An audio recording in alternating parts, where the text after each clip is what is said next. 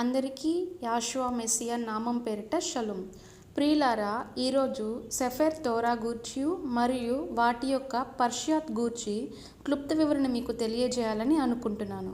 ముందుగా సెఫర్ అనే హిబ్రూ పదానికి పుస్తకం లేదా గ్రంథం అని అర్థం, మరియు తోరా అనే హిబ్రూ పదానికి బోధ లేదా ఉపదేశం అని అర్థం. దీనిని తెలుగులో ధర్మశాస్త్రం అని అనువదించారు. గ్రీక్లో పెంటాట్యూక్ అని పిలుస్తారు. ఆంగ్ల అనువాదంలో లా అని అనువదించారు. వాస్తవానికి తోరా అనే పదమునకు సరైన అనువాదం బోధ లేక ఉపదేశం అని అర్థం.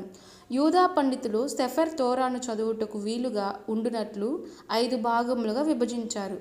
మొదటిది సెఫర్ బెరెషిత్ అనగా ఆదిలో లేదా ఆది గ్రంథం అని అర్థం. దీనిని తెలుగులో ఆది కాండము అని పిలుస్తారు. రెండవది సెఫర్ షెమోత్ అనగా పేర్ల గ్రంథం అని అర్థం. దీనిని తెలుగులో నిర్గమకాండం అని పిలుస్తారు. మూడవది సెఫర్ వైక్ర అనగా మరియు ఆయన పిలిచాడు అని అర్థం.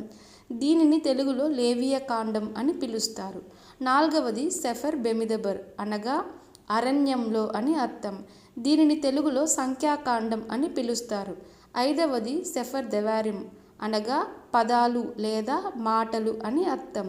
దీనిని తెలుగులో ద్వితీయోపదేశ కాండం అని పిలుస్తారు. తోరా యొక్క పర్షాలు గూర్చి తెలుసుకుందాం. పర్షియాత్ అంటే ఏమిటి?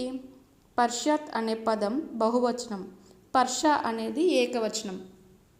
పర్షా అంటే భాగం లేదా విభాగం అనే అర్థం. ఇది తోరాలోని ఒక వారపు అధ్యాయ భాగం. పర్షియాత్ అనేది తోరాలోని వారపు భాగం. ప్రతి వారం షబ్బాత్ అనగా శనివారం రోజున ఒక పర్షా చదువుతారు. తోరాను 54 విభాగాలుగా విభజించి సంవత్సర కాలంలో ఒక్కొక్క వారంలో ఒక పర్షా చదువుతారు.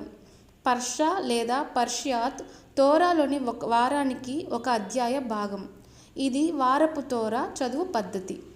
ప్రతి పర్షా మళ్ళీ 7 భాగాలుగా విభజించబడుతుంది.